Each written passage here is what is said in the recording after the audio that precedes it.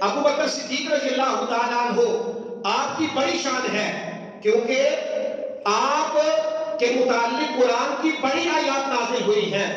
مکی دور ہے، لوگ اپنے اسلام کو چھپا کر رکھتے تھے، اور حضرت ابو بکر نے اپنے اسلام کو ظاہر فرمایا، پھر لوگوں کو دعوت دی، اور بڑے بڑے جو قبائل کے نوجوان تھے وہ حضرت ابو بکر کی دعوت پہ اسلام قبول کیا، پھر دائرہ اسلام میں داخل ہوئے، جن میں حضرت عثمان غنی رضی اللہ تعالیٰ عنہ کا نام ہے، حضرت عمر بن عاص کا نام ہے، حضرت زبیر بن عوام کا نام ہے۔ یعنی یہ جلیل القدر صحابہ حضرت ابو بکر رضی اللہ تعالیٰ عنہ کی دعوت پر اسلام میں داخل ہوئے، پھر تن من دن اسلام کے لیے قربان کر دیا۔ قرآن کریم کی ایک آیت کریمہ، جب مکی دور ہے، جو اسلام قبول کرتا ہے کفار مشرکین طرح طرح کی سزائیں دیتے ہیں، اسی دور میں نبی کریم صلی اللہ علیہ وسلم کے عاشق صادق حضرت بلال رضی اللہ تعالیٰ عنہ آپ بھی مسلمان ہو گئے تھے۔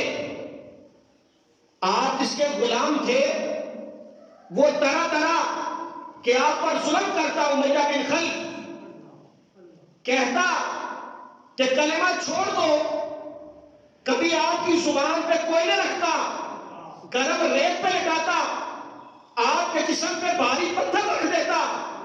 آپ نے کہا جان تو چلی جائے گی، میرے ہاتھ سے دامن مصطفیٰ نہیں جائے گا۔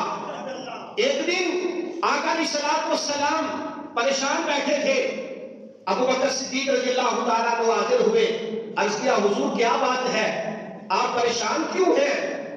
آپ نے فرمایا ابو بکر، بلال ہماری محبت میں اتنی مارے کھاتا ہے، میرا جی چاہتا ہے کہ بلال کو آزاد کرا دیا جائے۔ حضرت ابو بکر کوئی عام انسان نہیں تھے، میں نے شروع میں عرض کیا کہ آپ منصوص من اللہ ہیں، اور مکے کے بہت بڑے تاجر تھے، اور ریشم کے کپڑے کے تاجر تھے آپ۔ جب دائرہ اسلام میں آ گئے تو کفر کی کمر ٹوٹ گئی۔ آپ نے سرکار سے یہ بات سنی تو امیہ کے پاس چلے گئے، جا کے کہا امیہ غلام بیچتے ہو؟ اس نے کہا ہاں بیچتا ہوں۔ آپ نے کہا پیسے مانگو۔ امیہ نے اپنی حیثیت کے مطابق آپ سے پیسے مانگے، کہنے لگا کہ آپ کے پاس ایک رومی غلام ہے۔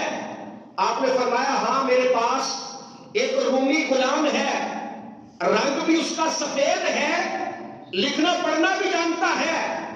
تیرے پاس بلال حبشی ہے جو رنگ کا بھی کالا ہے، لکھنا پڑھنا بھی نہیں جانتا، ایسا کر کے تو مجھے غلام دے دے۔ اس نے کہا اپنا رومی غلام بھی دے، ساتھ اتنے درہم بھی دے، میں تجھے بلال دے دیتا ہوں۔ آپ نے وہ پیسے دیے، رومی غلام اس کے حوالے کیا۔